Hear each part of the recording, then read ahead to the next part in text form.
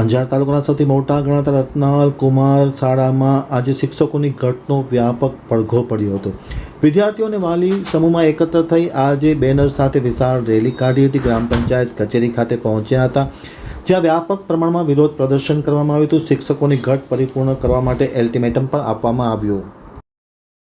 હવે છે રત્નાલ આમતક ન્યૂઝ બ્યુરોનો વિસ્તૃત અહેવાલ. અંજાર તાલુકાના રત્નાલ કુમાર પ્રાથમિક શાળાના વિદ્યાર્થીઓ અને વાલીઓ દ્વારા આજે સામૂહિક રેલી કાઢવામાં આવી હતી. રેલી ભારે અસરકારક રહેવા પામી હતી. છેલ્લા કેટલાક સમયથી રત્નાલ કુમાર શાળામાં શિક્ષકોની ઘટને લઈને વ્યાપક પ્રમાણમાં રજૂઆતો કરવામાં આવી હતી. રજૂઆતનો કોઈ પ્રતિસાદ નહીં સાંપડતા આખરે વિદ્યાર્થીઓ અને વાલીઓ દ્વારા સંયુક્ત રીતે આજે રેલી કાઢવામાં આવી હતી. રેલી રત્નાલના રાજમાર્ગો પર ફરી હતી અને ત્યારબાદ ગ્રામ પંચાયત કચેરી ખાતે પહોંચી હતી, જ્યાં કુમાર શાળાકો શિક્ષક દોના નારા લગાવવામાં આવ્યા હતા અને વ્યાપક પ્રમાણમાં ગ્રામ પંચાયત કચેરી ખાતે વિરોધ કરવામાં આવ્યો હતો.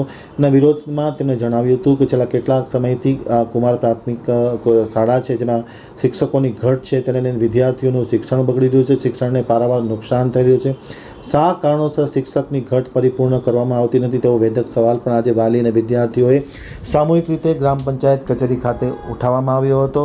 સવારના પોરમાં આજે વિદ્યાર્થીઓ વાલીઓ સમૂહમાં એકત્ર થયા હતા અને હાથમાં બેનર ધારણ કરી અને ગ્રામ પંચાયત કચેરી ખાતે પહોંચ્યા હતા, જ્યાં હલ્લાબોલ કરવામાં આવ્યો હતો. વ્યાપક પ્રમાણમાં વિરોધ કરવામાં આવ્યો હતો, વિરોધ દર્શાવવામાં આવ્યો હતો. વિદ્યાર્થીઓએ કુમાર શાળાકો શિક્ષક દોના નારા લગાવ્યા હતા અને આખરે આ પ્રશ્ન તાત્કાલિક અસરકારક ઉકેલ લાવવા માટે અલ્ટિમેટમ પણ આપવામાં આવ્યું હતું. રત્નાલ કુમાર શાળામાં શિક્ષકોની ઘટને લઈને આજે જે વાલીને વિદ્યાર્થીઓની રેલી નીકળી હતી, તેમાં સૌથી મહત્ત્વની વાત એ જોવા મળી હતી કે મહિલા વાલીની વિશેષ સંખ્યાઓ જોવા મળી હતી, જે ખાસ કરીને શિક્ષણ પ્રત્યેની જાગૃતિનું સીધું ઉદાહરણ હોવાનું સ્પષ્ટ થયું છે.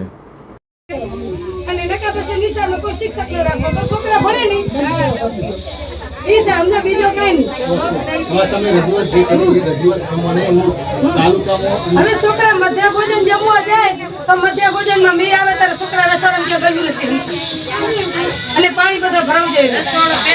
રસોડામાંથી આસો ને સતમાંથી જીવડાની